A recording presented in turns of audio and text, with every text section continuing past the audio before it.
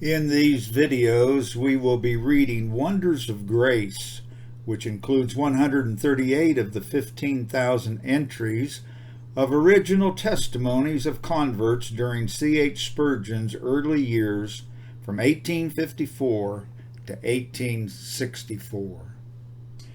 In his first sermon in the newly opened tabernacle, 25th of March, 1861, C.H. Spurgeon said this, and I quote, "I would propose that the subject of the ministry in this house, as long as this platform shall stand and as long as this house shall be frequented by worshipers, shall be the person of Jesus Christ, who is the sum and substance of the gospel, who is in himself all theology, the incarnation of every precious truth, the all-glorious personal embodiment of the way, the truth, and the life."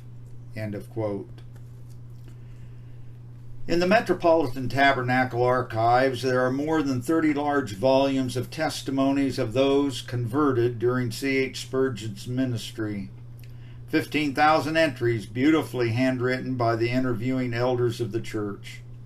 These are conversion accounts of men and women, young and old, living in Victorian London. These accounts contain fascinating glimpses of life in those times. They include occupations such as working people such as servants, crossing sweepers, hatters, bookbinders, coopers in the docks, tailors, and candle and pottery factory workers. Health issues such as diphtheria and consumption are mentioned, and also social problems including alcoholism, domestic violence, and illiteracy.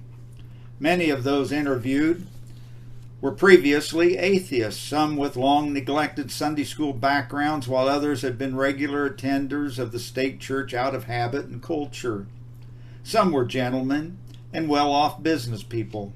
Many more were working or servant class, but all testified to the same change of life and new heart that conversion to Christ brings.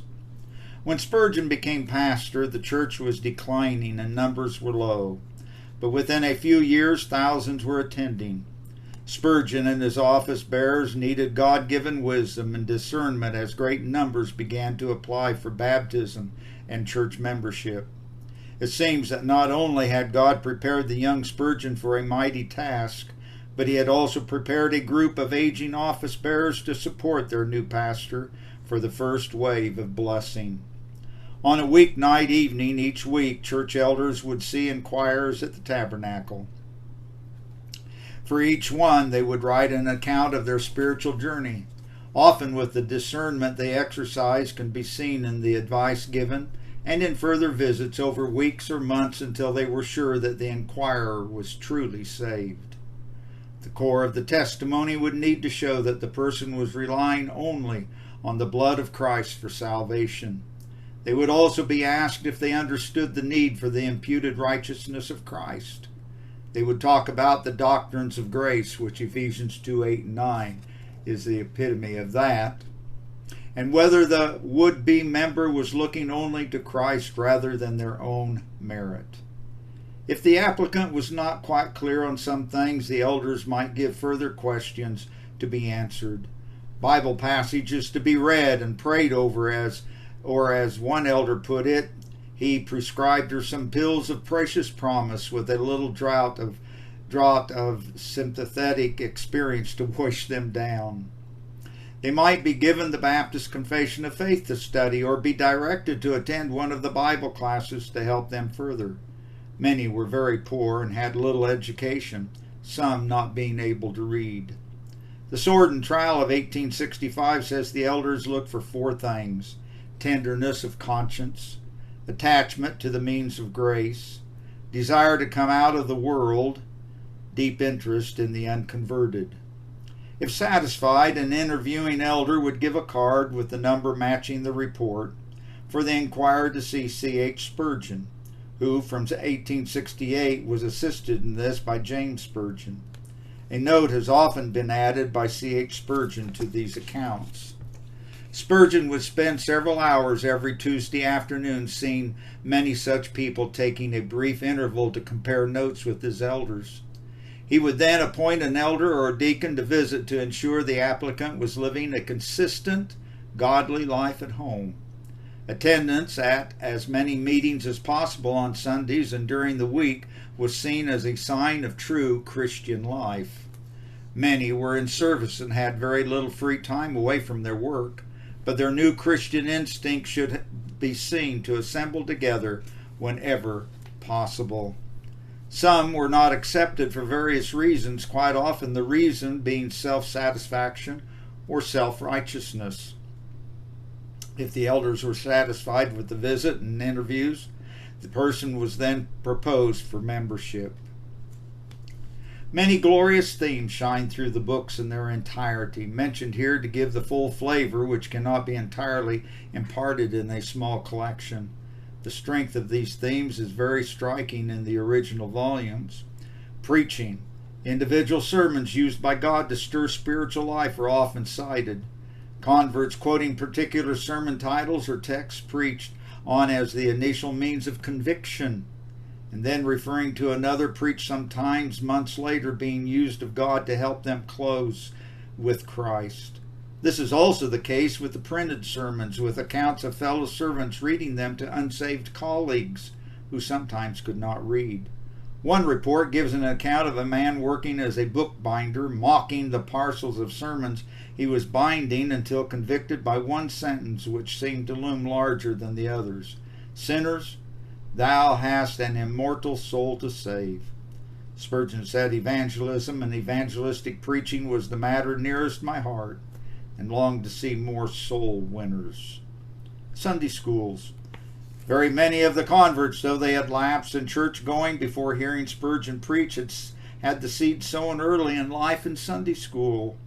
Large numbers of unchurched youths were first brought into the tabernacle through its large Sunday schools. There are several instances where letters from Sunday school teachers have been used by the Lord to start conviction. In these early years, the Sunday school at the tabernacle had 900 scholars and 75 teachers. The tabernacle also ran numerous branch Sunday schools around London. By the end of Spurgeon's ministry, there were 27 Sunday and ragged schools ministering to over 8,000 children with 612 teachers. The biggest Bible class was run by Mrs. Lavina Bartlett, whose name repeatedly appears in the testimonies. There were 700 older girls and working young women on her class roll, many being in domestic service and with little education. Illiteracy rates were high. A principal objective of the class was to help former Sunday school scholars. A report on Mrs. Bartlett's class in The Sword and the Trowel of 1865 commented, and I quote, "The question has often been asked by Sabbath school teachers with painful anxiety, how shall we retain our senior scholars? How shall we prevent their going away from religious influences just when they most need them? They can be laid hold by earnest and devoted teachers at that critical period." End of quote. However, many were referred into the class by interviewing elders. Outreach and personal witness. The tabernacle was a hive of activity with much evangelistic outreach undertaken by the members. Many distributed Bibles, tracts, and sermons.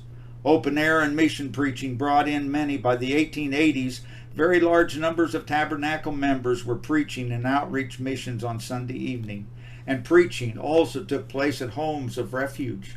Women would make gloves and scarves for police and other groups, these being distributed by evangelists. Numerous testimonies mention the instrumentality of neighbors, friends, and colleagues speaking to them about spiritual things. Gradual conversions. The majority of these conversion experiences are not instant, but start with a few weeks or even months of painful conviction and sorrow before trusting alone in Jesus Christ and finding full joy and assurance. One elder writes of one of the immediate conversions, although this, and I quote, "although this case is one of those almost sudden conversions, still I feel quite satisfied." End of quote. Seekers often mention being greatly helped by the spiritual conversation of church members after services and the prayers of believers. Worldliness and keeping the Sabbath day, or as I call it, the Lord's Day. Another theme which shines out distinctly in the vast majority of records is the forsaking of worldliness at conversion. All is changed for the convert.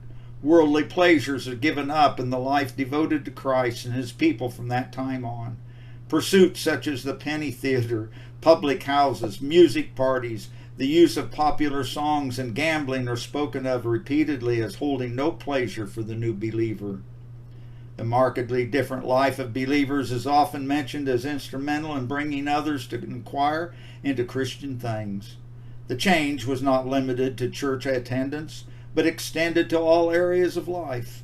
One reporter says she was deeply impressed by a sermon of Spurgeon with the sin and folly of singing the songs of Zion on the Sabbath and carnal songs in the week. The Sabbath day is mentioned in numerous testimonies as a day now to be kept, with nothing except spiritual worship and service to inhabit its hours. Although understanding was extended to servants, the elders referred to the keeping of it as a mark of grace in the true convert. Sabbath breaking is cited in many of the testimonies as a subject of the first stirring of conscience which brought them to seek the Lord. Frequently, testimonies state that converts will no longer be idle, read novels or newspapers, do gardening, or go on excursions on Sundays, but rather be with the Lord's people, worshiping and involved in service. The following is one of many similar quotations, and I quote, "No Sunday rides, no ballroom, no playhouse now. Old things have passed away, all things have become new." End of quote. Church of England. A number of the testimonies are those who previously attended Anglican churches, mostly from mere formality, and had never before seen the need for salvation. In Victorian times, most people attended their parish church at least on special occasions and were christened, leading to complacency. They faced hostile opposition from families if they went to hear a dissenting preacher. Prayer meetings and simple gospel preaching. Finally, it would be wrong not to mention that the part of prayer and prayer meetings at the tabernacle.